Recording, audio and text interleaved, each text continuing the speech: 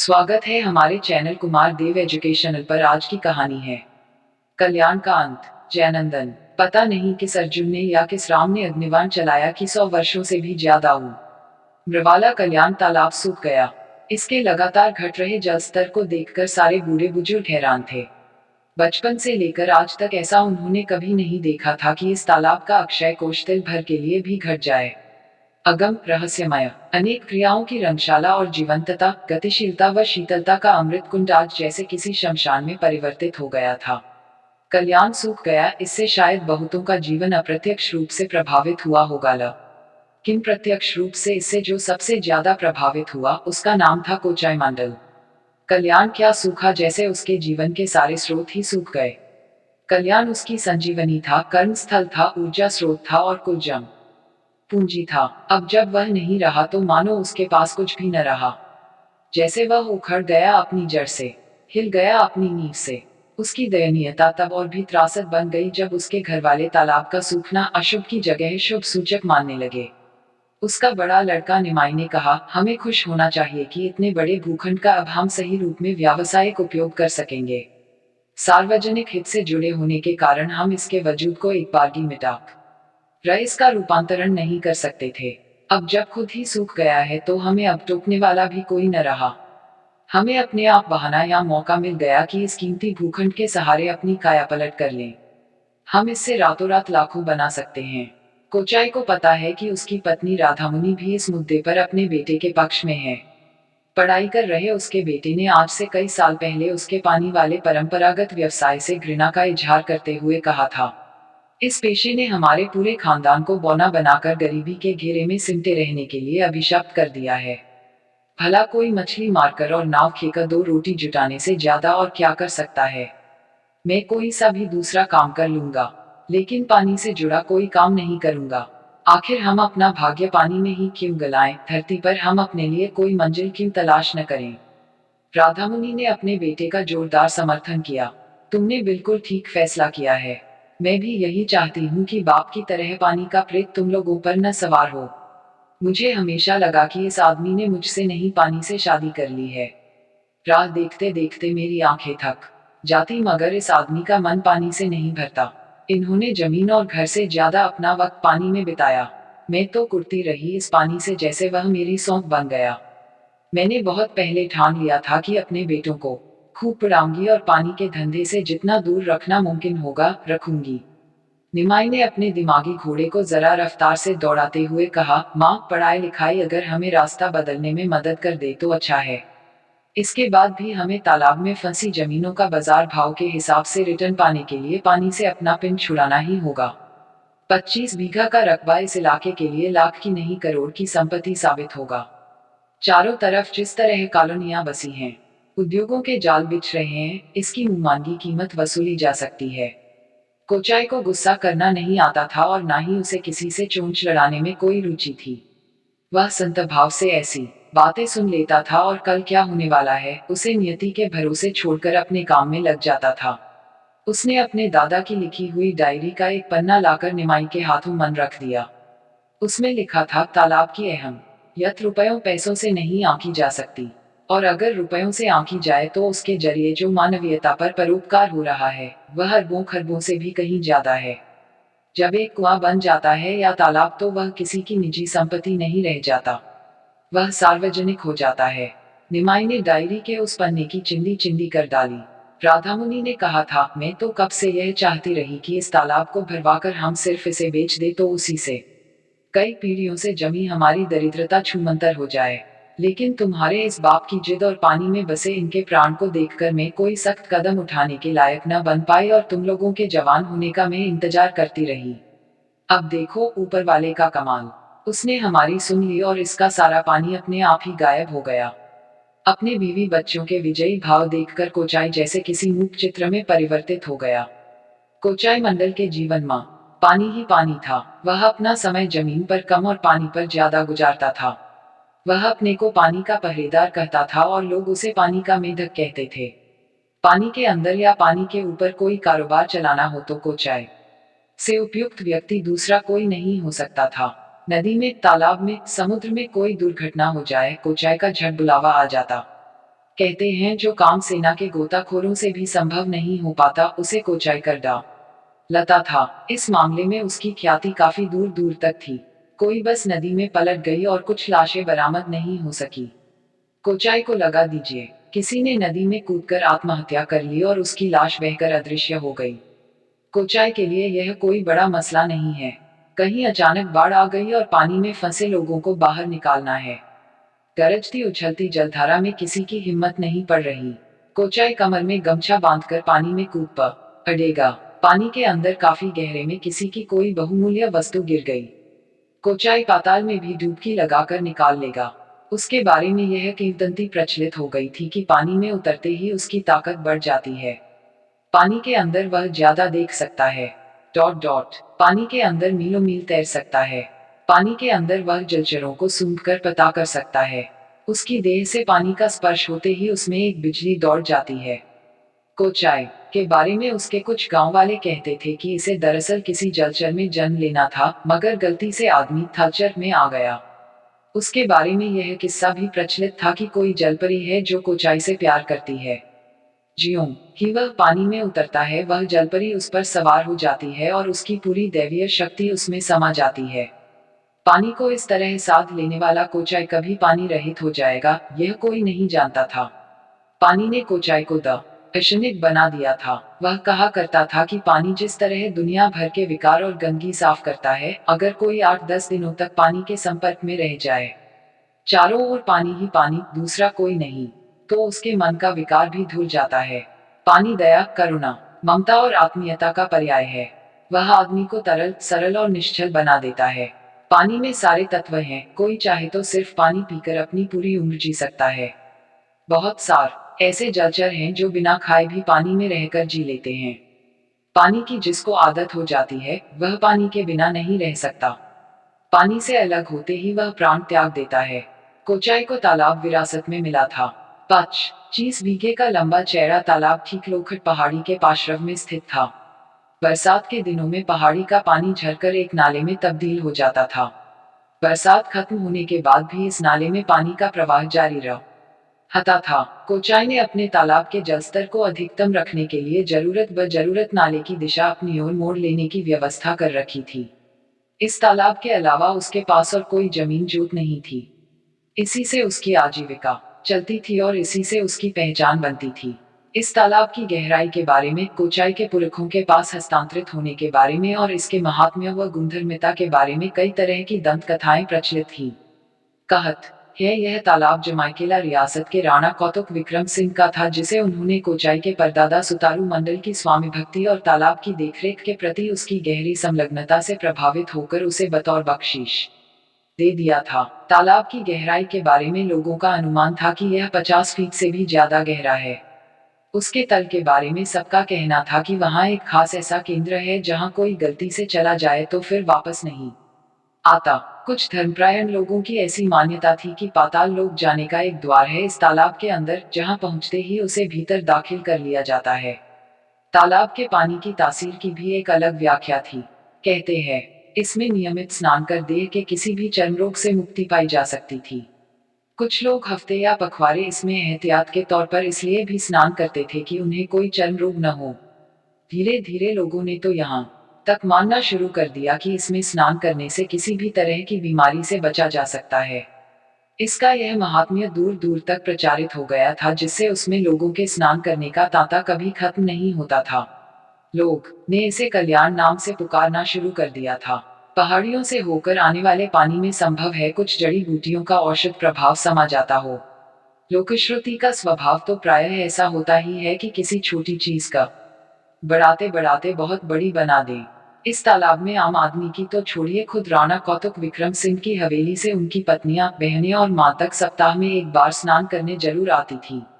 इन्हें सुरक्षित स्नान कराने का जिम्मा सुतारू मंडल का होता था। जब ये शाही महिलाएं तालाब के घाट पर आती थीं तो आम जनों की आमद रफ्त वर्जित कर दी जाती थी। कहते हैं इनमें कुछ रानियां तैरने की बहुत शौकीन थीं और वे देर तक और दूर तक तालाब में उन्मुक्त तैरती रहती थीं। एक अकेले सुतारू मंडल ही होते थे जो किनारे में खड़े होकर इनकी किसी भी आपातकालीन मदद के लिए चीते की तरह सतर्क रहते थे। कहते हैं सुतारू से इन महिलाओं का अब ऐसा सौजन्य स्थापित हो गया था कि अब वे इनसे जरा भी शर्म, पर्दा और लिहाज नहीं करती थी।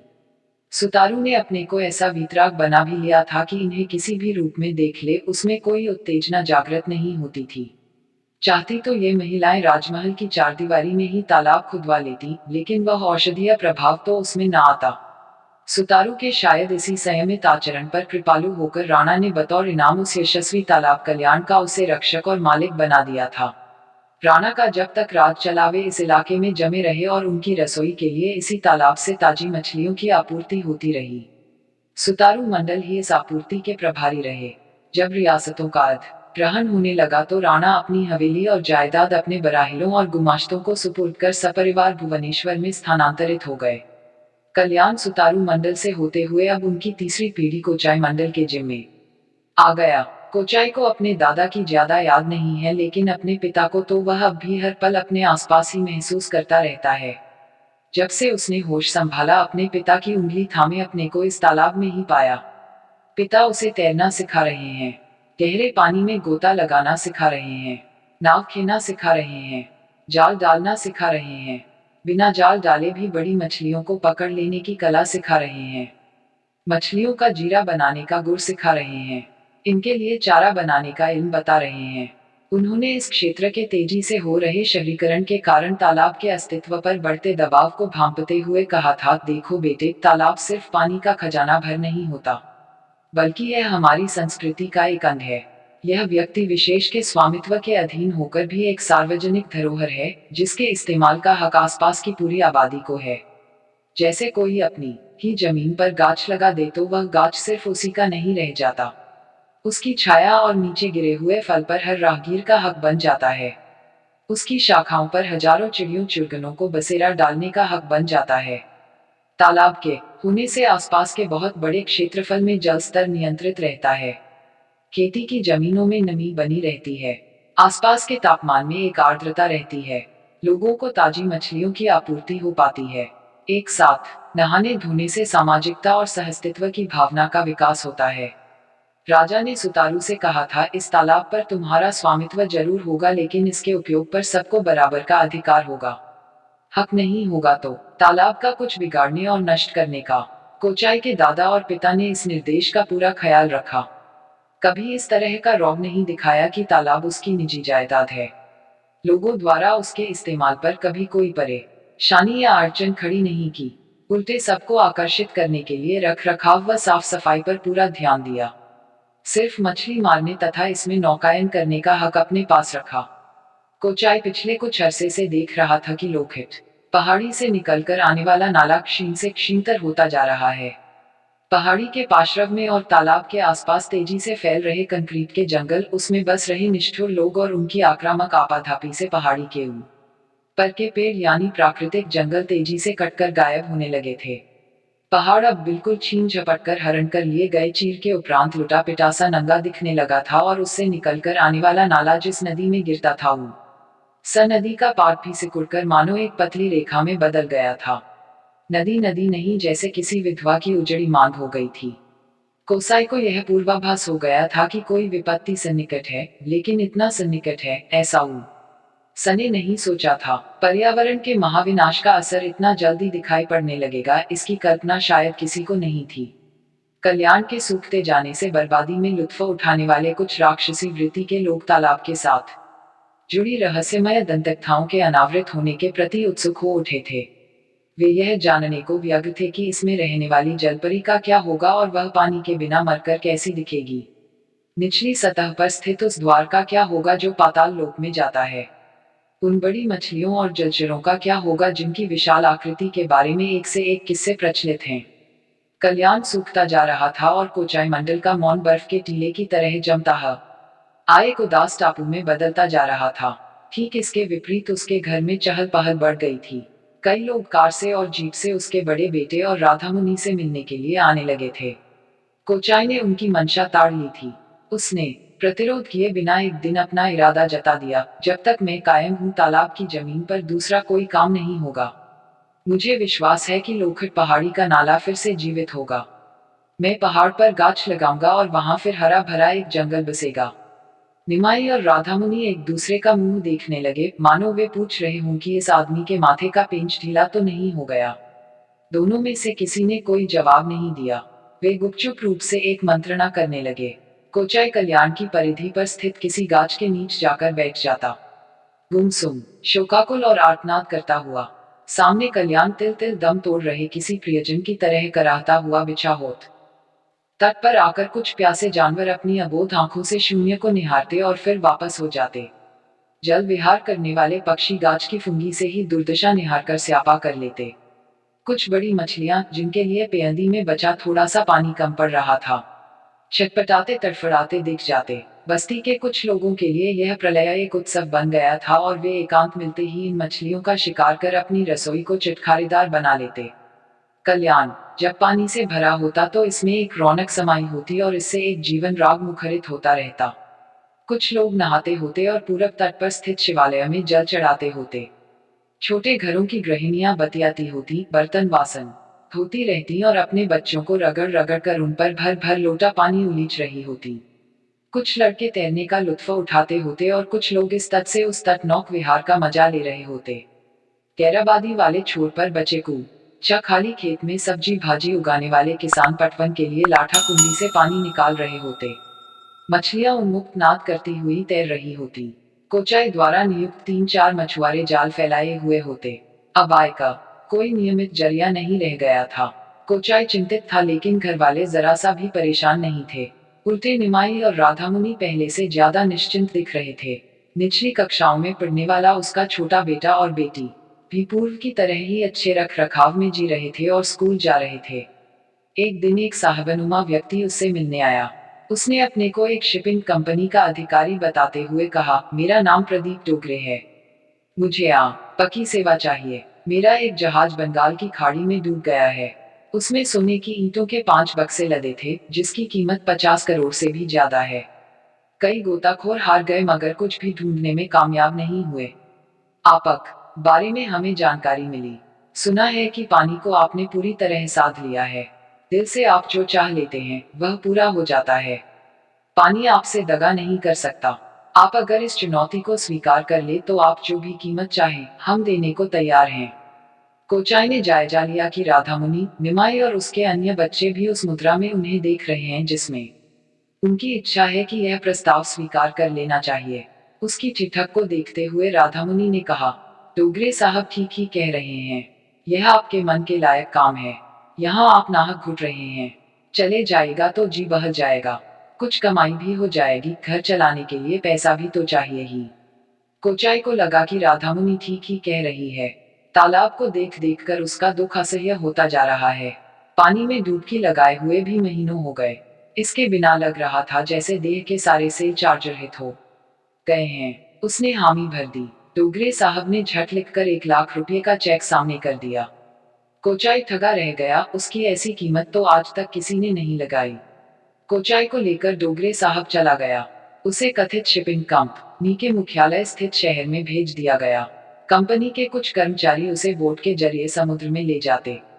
वह गोताखोरों वाली ड्रेस पहनकर मुंह में ऑक्सीजन मास्क लगाता और उस स्थल पर समुद्र में कूद जाता जहां वे जहाज डूबने की आशंका जाहिर करते।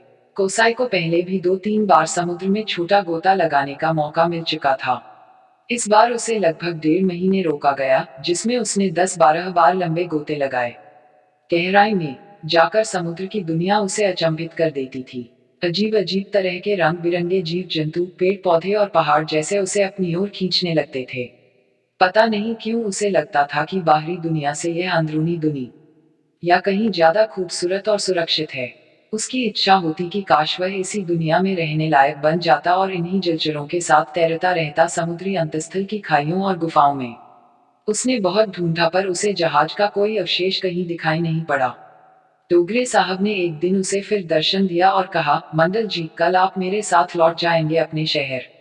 कोचाई ने अफसोस जताते हुए कहा, मुझे खेद है साहब कि मैं इतना इतना गोता लगाकर भी कुछ ढूंढ न सका। उसने कहा, नहीं मंडल, आपका गोता लगाना व्यर्थ नहीं गया है। आपके गोता लगाने से हमें जो हासिल करना था वह हमने कर लिया है। कोचाई उसका मुंह देखता रह गया।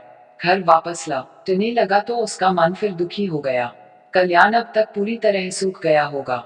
उसने मन ही मन तय किया कि बरसात आते ही वह लोखंड पहाड़ी पर पेड़ लगाना शुरू कर देगा। इस काम में वह अपनी पूरी जिंदगी लगा देगा और इस निकलने वाले नाले को फिर से जीवित करके छोड़ेगा। तालाब की पूर्व की स्थिति बहाल किए बिना वह एक तिल चैन की सांस नहीं लेगा। शहर पहुंचते ही कोचाई के पांव अनायास तालाब के रास्ते पर ही बढ़ गए। उसने देखा कि उस रास्ते पर दर्जनों डंपर, डोजर और ट्रक आवाजाही कर रहे हैं। उसका माथा ठनक गया। कल्याण के पास पहुंचा तो वहां की हालत देखकर उसकी आंखें फटी की फटी रह गईं। एक किनारे बड़ा सा बोर्ड लगा था, साइट ऑफ डोगरे बिल्डर्स एंड कॉन्ट्रैक्टर्स। कल्याण आसपास के उद्योगों के कचरे और खेतों की मिट्टी से तोपा जा रहा था। उसका आधा हिस्सा लगभग भरा जा चुका था। क्षण भर के लिए प्रतीत हुआ कि कल्याण को नहीं मानो जीते जब उसे ही दफनाया जा रहा है। डोगरे ने जो कहा था उसका अर्थ अब स्पष्ट होने लगा। उससे गोता लगवाकर उसने वाकई अपना लक्ष्य हासिल कर लिया। उसकी आंखें आंसुओं से डबा गईं। लगा कि समुद्र में गोता लगाकर वह माल ढूंढने नहीं बल्कि अपना सर्वस्व डुबोने चला गया था। Thanks for watching. Like, share and subscribe.